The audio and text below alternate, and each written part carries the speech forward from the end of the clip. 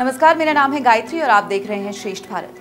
दोस्तों, लोकसभा चुनाव के दौरान राहुल गांधी समेत लगभग सभी विपक्षी पार्टियों ने बीजेपी पर बड़े बड़े आरोप लगाए। आरक्षण खत्म करने और संविधान जैसे मुद्दों को लेकर जनता को बरगलाने की कोशिशें की गई। हालांकि कई राज्यों में बीजेपी को इसका नुकसान भी झेलना पड़ा, लेकिन जैसे ही चुनाव के नतीजे आए, प्रधानमंत्री मोदी के नेतृत्व में बीजेपी की केंद्र में तीसरी बार सरकार बनी। इसके बाद अब मोदी सरकार पूरी तरह से एक्शन में है। जनता के हित में ताबड़तोड़ फैसले किए जा रहे हैं।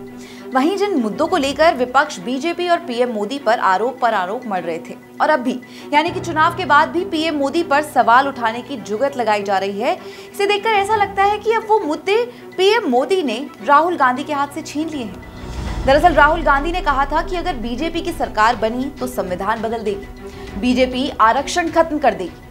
संविधान को बदलने का आरोप का जवाब तो पीएम मोदी ने संसद में कदम रखते ही संविधान के प्रतीक को माथे से लगाकर दे ही दिया था। वहीं बीजेपी सरकार को बने लगभग 2 महीने हो गए हैं, लेकिन अभी तक ऐसा होता तो नहीं दिख रहा है। वहीं सवाल ये भी उठ रहे हैं कि जो सरकार आरक्षण की वकालत करती थी, वो भला आरक्षण को खत्म कैसे कर सकती है। मोदी सरकार ने अपने पिछले कार्यकाल में ही संसद में 33% महिला आरक्षण को मंजूरी दिलवाई थी। वहीं नेता प्रतिपक्ष राहुल गांधी, जो खुद को किसानों का सबसे बड़ा हितैषी और शुभचिंतक बताते हैं, किसानों से मुलाकात करते हैं, एमएसपी दिलवाने की बात करते हैं। अब ये मुद्दा भी पीएम मोदी ने राहुल गांधी से छीन लिया है। पीएम मोदी ने हरियाणा में किसानों के हित में एक ऐसा मास्टर स्ट्रोक खेला है कि राहुल गांधी समेत सारा विपक्ष चारों खाने चित हो गया है। केंद्र सरकार के निर्देश पर हरियाणा की सरकार ने किसानों को बड़ा तोहफा दिया है। दरअसल हरियाणा सरकार ने सभी फसलों को एमएसपी पर खरीदने की घोषणा की है। एमएसपी गारंटी कानून की मांग को लेकर प्रदर्शन की तैयारी कर रहे किसानों को सीएम सैनी ने खुद ये खुशखबरी दी। इसके साथ ही देश में हरियाणा ऐसा पहला राज्य बन गया है जो सभी फसलों पर एमएसपी देगा।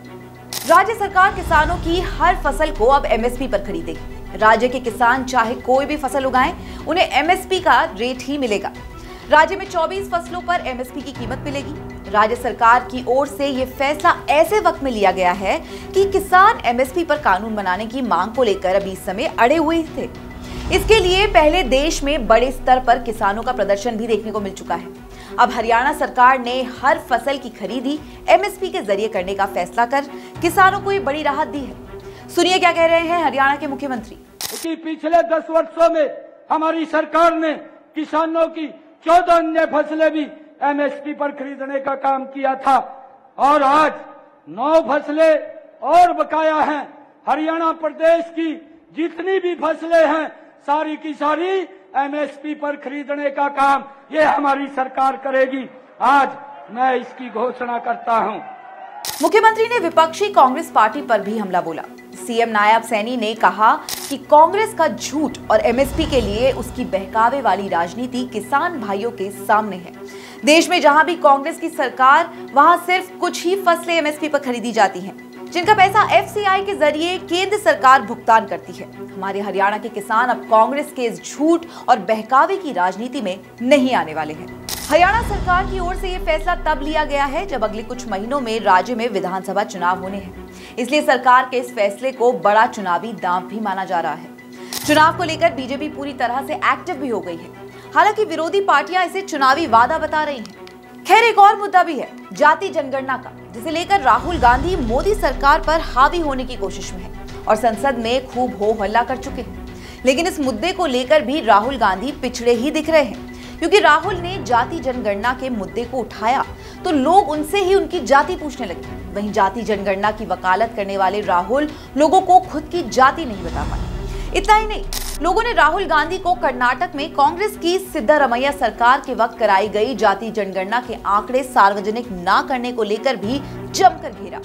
इसलिए लोग कह रहे हैं कि राहुल गांधी की राजनीति पर प्रश्न चिन्ह लग चुका है, उनके पास मुद्दे ही खत्म हो गए हैं। खैर, इस खबर में फिलहाल इतना ही।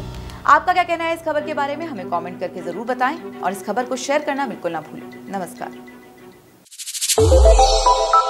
श्रेष्ठ भारत पर खबरों से जुड़े रहने के लिए चैनल को सब्सक्राइब और लाइक करें, बेल आइकन दबाएं और देखते रहें श्रेष्ठ भारत।